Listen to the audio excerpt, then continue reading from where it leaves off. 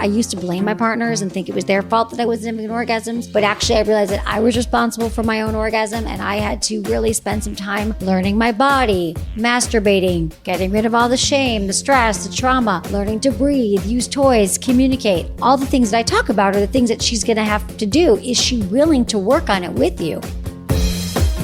You're listening to Sex with Emily. I'm Dr. Emily, and I'm here to help you prioritize your pleasure and liberate the conversation around sex. We're back with another Hotline Calls episode. I'm loving these episodes. Let me know what you think of them. I really hope you're enjoying them. And again, if you want to leave a voicemail with your question, please do. Just call my hotline, 559-TALK-SEX or 559-825-5739. You can also leave your questions or message me, sexwithemily.com/askemily. Today, my fabulous producer Erica and I are answering your questions on what to do when a partner struggles to maintain their erections, why people aren't encouraged to fantasize in the bedroom, asked by a couple, tips for prostate play, and how to help a sexually frustrated partner who's never orgasmed.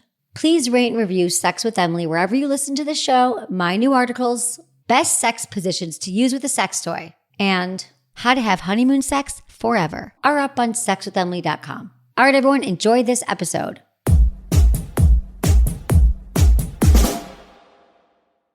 By now, you've probably heard my Magic Wand story. It's a brand that's been part of my personal journey for more than 20 years. But no matter how many times I sing Magic Wand's praises, I'll never be able to fully capture the story of this incredible brand. Well, now journalist and author Kate Sloan just completed a limited audio series documenting the history and impact that Magic Wand has created over the last 56 years. It's called Making Magic, and the series chronicles Magic Wand's incredible brand story through interviews with nearly 40 experts, performers, business owners, educators, and fans. So I got a sneak preview of this series, and what I loved is that Kate weaves together snippets from all their interviews into this amazing story arc. She covers Magic Wand's journey from appliance store massager to its legendary influence on culture and sexual independence. And it's all just fascinating.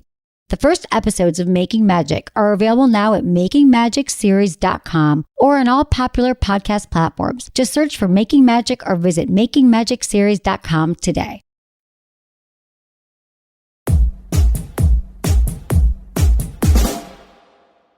Okay, this is Eileen. She's in her early 40s and lives in Connecticut. Hi, Dr. Emily. The name is Eileen, based in Connecticut, Hartford to be exact. I've been married 15 years. I'm a professional. My husband's a professional. We're both straight, of course. Right now, we have some issues. He is a diabetic. And he's 49 years old. He also has high blood pressure. I'm in my early 40s, and I have the libido of a 20-year-old woman. The issue is he has a problem maintaining an erection, and our sex life is really crappy right now. I don't know how else to describe it, but I'm calling because I do listen to your podcast for tips and just interesting ways to keep it interesting. Do you have any tips right now? What can I do to help with this process? I'm just struggling. Please let me know what are some of the things that we can do outside of speaking to a doctor to help his erection. All right. Take it away, Emily. All right. Okay, let's go there, Eileen. Well, let's just start with this. You know, people come to me, they can't have erections or they can't have orgasms, and you really got to look at a lot of different factors. And thank you for all this background information, because what I need to start with here is that he's a diabetic and he has high blood pressure. I'm going to guess that he's on some medication for those. And those are some culprits there. Medication for blood pressure or diabetes can directly impact his erection.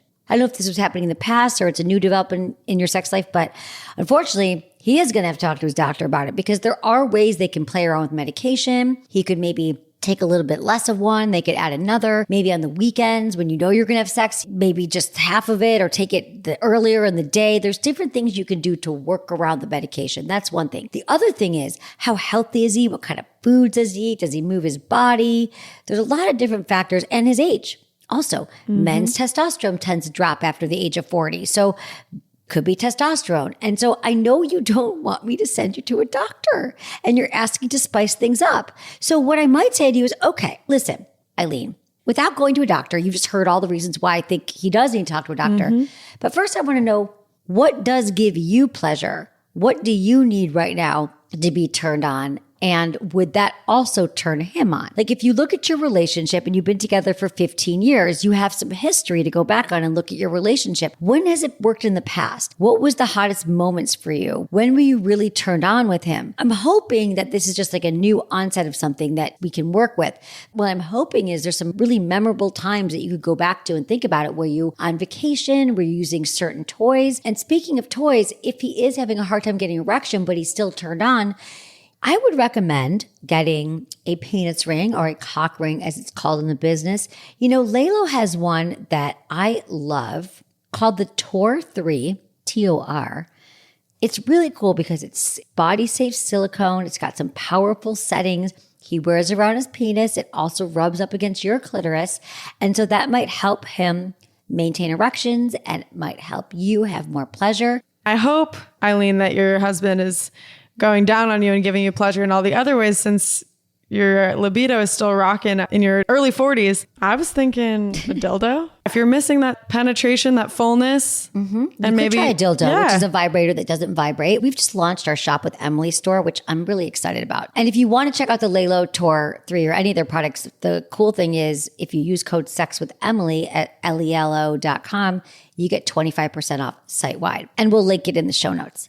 Yeah, dildos, they give you that fullness. Maybe your partner could use it on you, because I'm assuming he probably doesn't feel great about it either. Listen, when a man can't get an erection, it is not a good day, not a good time. It is really, really challenging for men. That's also how they tend to measure their masculinity and how, you know, he wants to be a great lover to you. So if there's other things you could do like that, like he could use a toy on you. Also, have you ever tried prostate play? That would be another fun thing to try out. When men sometimes can't have erections, believe me, they can have a lot of pleasure in their prostate. And A, he might find that he gets an erection from that. But either way, B, he could also have an incredible prostate orgasm. I was just going to ask, does prostate play and prostate stimulation, can that help with erections as well? It can. For some men, that helps them have an erection. Wow. And for some men, it doesn't. So you get to play around and figure it out. But it does give the majority of men a whole lot of pleasure. So we also have some great prostate toys you can check out. Again, this will all be in the show notes, but I would say another reason for men to try anal. Another reason. As if we need another reason to convince the men everywhere to try anal. I'm also an anal pusher. Yeah. I just think we got to all try it out. And also that might be exciting for you too, Eileen, even though I love that she's got a sex drive of a woman in her 20s, Eileen. That's amazing. So I think whatever you can do, also to find ways that you're pleased, just go shopping, buy some toys, play around, keep masturbating. Get out of the house, keep masturbating, and keep talking to him. Because I'm hoping that he wants to get to the bottom of this as well. So go to the doctor together. Yeah, you could go to the doctor. I know we're not allowed to tell her to go to the doctor, right. But go to the doctor. Okay, thank you for your question. Thanks, Eileen.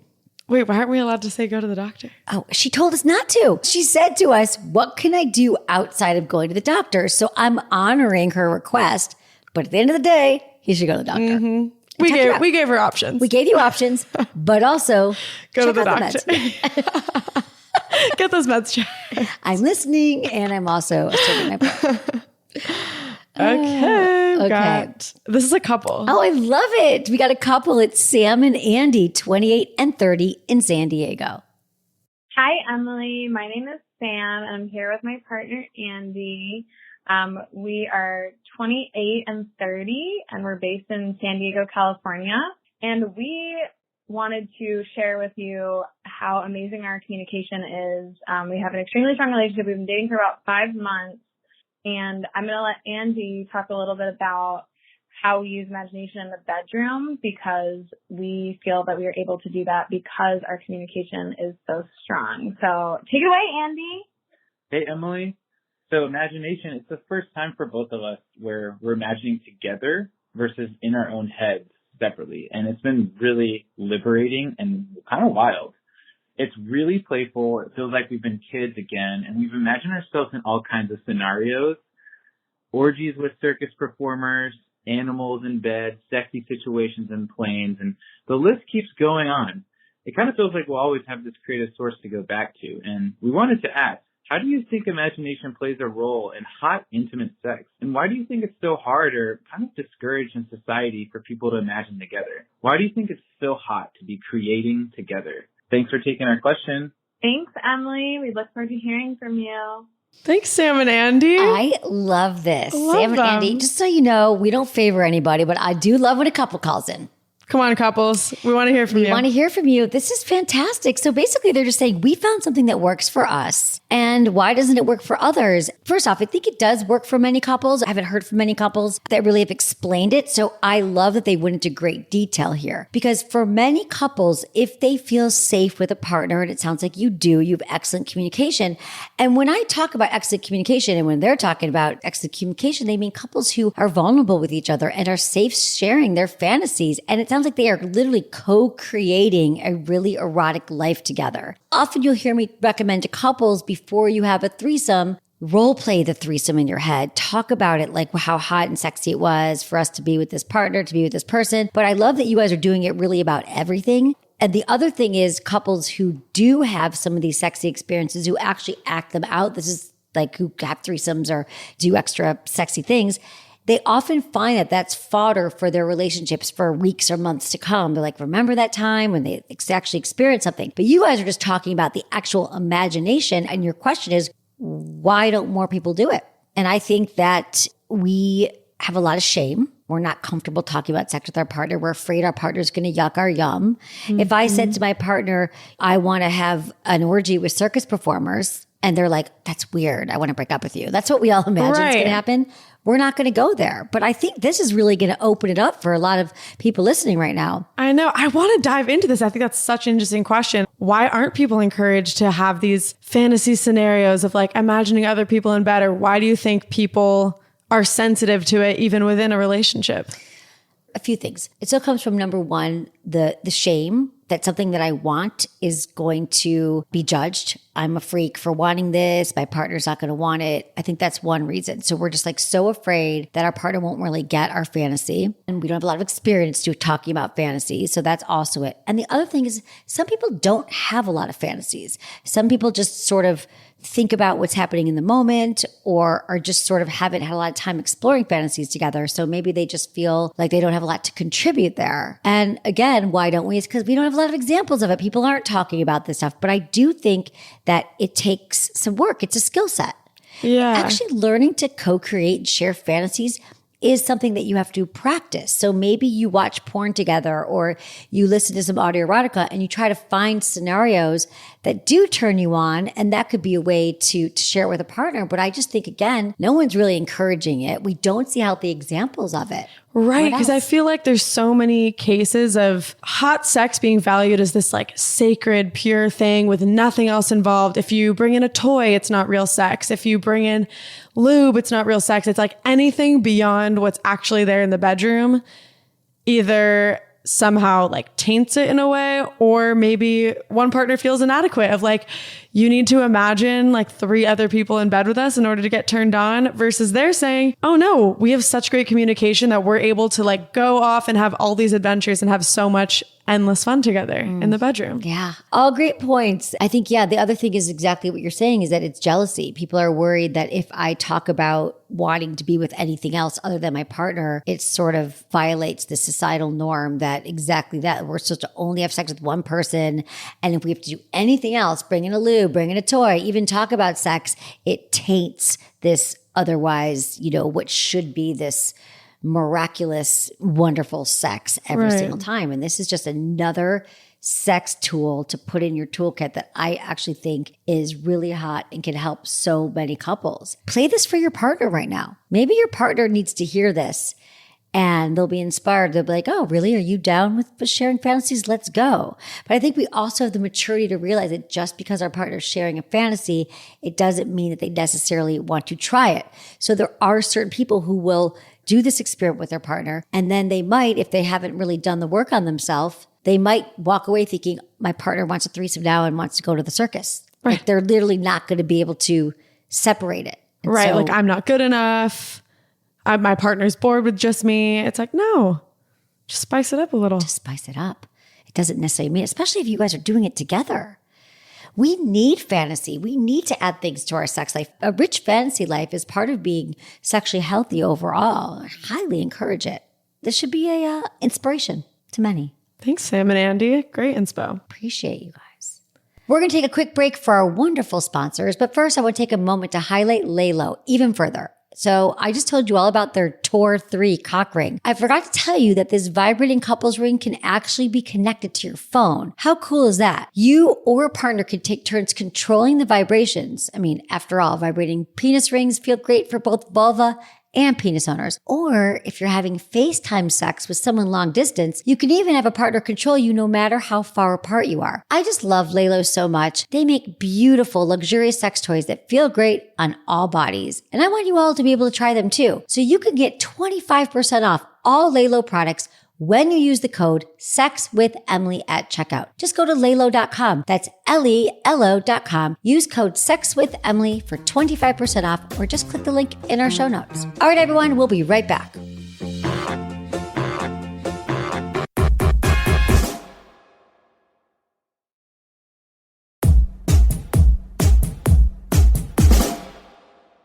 This is from Nat, 28 in San Francisco.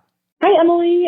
Your podcast has been so helpful, and I have a question for you. My name is Nat, and I am 28 years old from the San Francisco Bay Area. My boyfriend, he really enjoys prostate stimulation / play, and I really enjoy pleasuring him in this way, but I feel like I'm not doing it that well. It's new to him, too, so I've asked him for pointers, but he doesn't know what would improve it either. He's open to a toy. We've discussed that, but I am wondering which one we could use, or if there is a specific kind of movement, amount of lube, etc. that I could do / use my fingers to enhance it. I just feel like my finger doesn't go deep enough, and I'm not sure how to hit the G-spot or up the pleasure ante. Thanks so much. I appreciate it. Bye. All right, Nat. From San Francisco. Nat from San Francisco.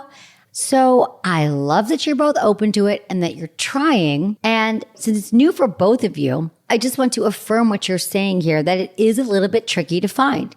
And that in fact, your fingers might not be long enough to reach it. Because how you do reach the prostate is with your one finger, you start going inside of his anus using a lot of lube. You have to make sure that you don't have nails. And if you do have nails, you have to cut the nails. But you put it inside, you start looking around for like a little rough area. It is much like how you would find the G-spot. It's sort of that come hither motion when you put a finger inside towards the belly button, and that's where you're going to find the prostate. But for many vulva owners, our fingers just might not be long enough. So I highly recommend getting a toy that is made just for this. We have specific prostate toys. In fact, on our new Shop with Emily site, we've got a whole selection of prostate toys that are literally shaped like the prostate. And it makes it so much easier for you to insert and play around. I mean, you'll still be a part of it. You could be holding the toy and using lots of lube. The ones that I recommend is the Aneros, Aneros, is the classic. They've been around for many, many years, and they are all about prostate toys. They have some that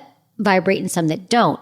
And you can just go look at them. And we'll put this link in the show notes, but you can see if you just kind of want to try it out and see how it feels. That could be a great one. But I also love the WeVibe Vector. That one is a prostate massager that also vibrates. And that one's a little bit less technical, meaning the Aneros very much has to go inside in a very specific way, but it feels amazing because it's so targeted towards the prostate. It actually is like, looks like a mold of the prostate area, where the Vector, you can play around with a little bit more and it vibrates. So either one, take a look at these prostate toys on our site and see what you think. You can also just start out with a butt plug. A butt plug might be a way of him just feeling more arousal and getting turned on and getting used to anal stimulation, but a butt plug typically is not going to be the thing that's going to reach his prostate. Mm-hmm. And when it does hit the prostate, since it's his first time too, how would he know that she's hit it? He'll start to feel this sensation of pleasure. You might even start to feel some fluid moving through his penis.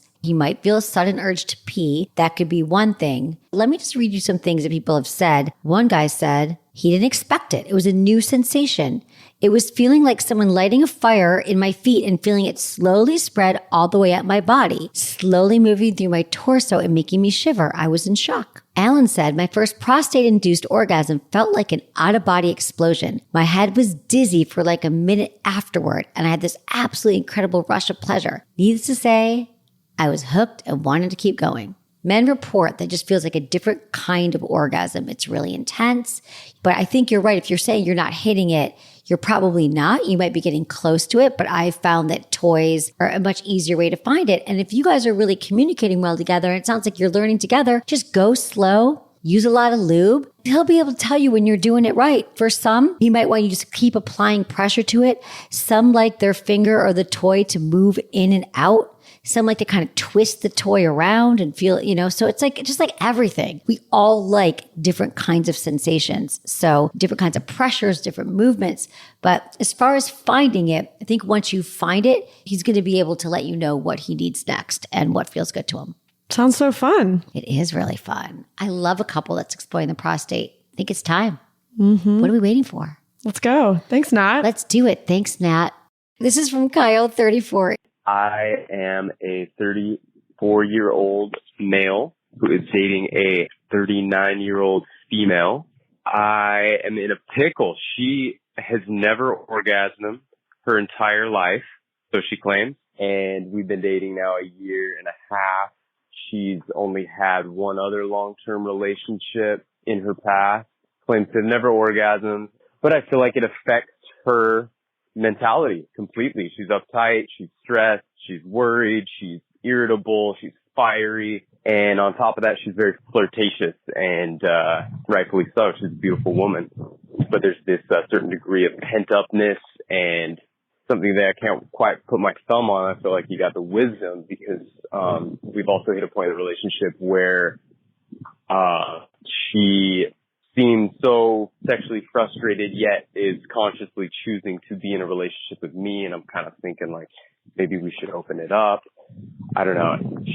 Safety, I've been her safety net for a long time. She claims safety was something she's always wanted, but I'm kind of more the nice guy. She kind of goes naturally after the bad boy. We're in a little bit of a pickle, and I'm just feeling your huge, broad wisdom of this whole thing. And I think that you can shed some light on it. So please let me know, and thank you. Great. Wow. A lot going on there, Kyle. Kyle, first, let's unpack this. So you're 34, she's 39.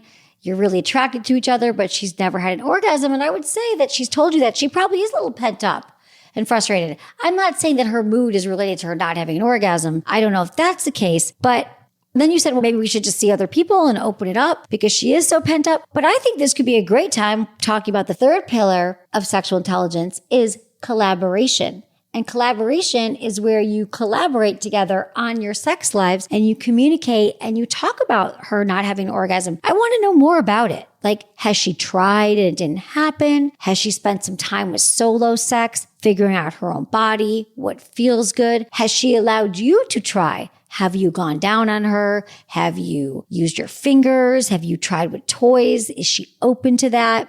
Does she get to the point where she's about to orgasm, but it doesn't happen? I do want to know more about their sex life. I know. There were so many things here. I couldn't tell if it was about their sex life or their relationship. Like, she seems so sexually frustrated, but likes him because he feels like a safety net. I'm a little confused by that. See, what I wonder is if she's making you feel a little bad because the fact that you know that she likes the bad boy and you're the nice guy, is she saying to you, maybe I will have an orgasm with the bad boy? Right. Because if she's always liked bad boys, clearly that hasn't worked for her. But I don't know if you're getting in your head about it and you're like, well, I'm just not the guy to do it because I'm a nice guy. And let me tell you this, it has nothing to do with it. As somebody who dated all of them, I can tell you that personally it was never about the partner. I used to blame my partners and think it was their fault that I wasn't having orgasms. But actually I realized that I was responsible for my own orgasm and I had to really spend some time learning my body, masturbating, getting rid of all the shame, the stress, the trauma, learning to breathe, use toys, communicate. All the things that I talk about are the things that she's going to have to do. Is she willing to work on it with you? Because it doesn't sound to me like her going out and being sexually frustrated with someone else is really going to be great for you guys, especially if you really like her and you guys have been together for a while. I wonder, is she just waiting to have it during penetration? If you've never had an orgasm in your entire life, I don't know why someone else could give that to you, particularly a quote bad boy that's probably going to give you more anxiety and insecurity in the relationship. Yeah, maybe an STD, maybe an STD while you're on it. Right. I would not take it personally. I would love to encourage her to masturbate on her own. I would want to talk about, how does he feel being called a safety net? I wouldn't love that. You're settling for me? Because also, let me tell you this. I know that it's frustrating for many men I know when whoever they're with, when their partner does an orgasm. So I don't know how long you guys have been together, but it probably doesn't feel great because you probably want to please her. And I know for a lot of penis owners, they get off on seeing their partner orgasm. So it sounds like it's not just a little thing on the side. I feel like it's something that you guys could really do some beautiful work together.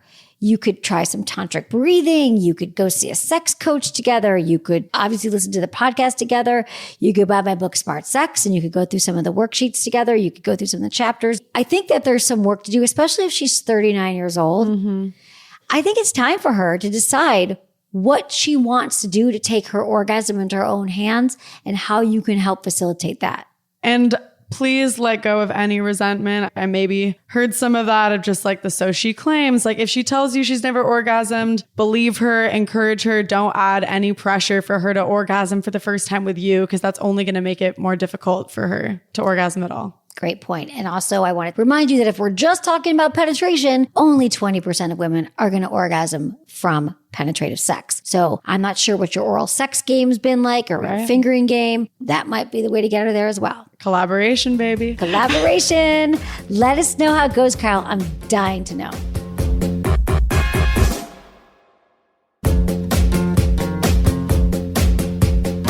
That's it for today's episode. See you on Friday. Thanks for listening to Sex with Emily. Be sure to like, subscribe, and give us a review wherever you listen to the podcast, and share this with a friend or partner. You can find me on YouTube, Instagram, Facebook, and Twitter at Sex with Emily. Oh, I've been told I give really good email. So sign up at sexwithemily.com. And while you're there, check out my free guides and articles for more ways to prioritize your pleasure. If you'd like to ask me about your sex life, dating, or relationships, call my hotline, 559-TALK-SEX. That's 559-825-5739. Or go to sexwithemily.com/askemily. Special thanks to Acast for powering the Sex with Emily podcast. Was it good for you? Email me, feedback@sexwithemily.com.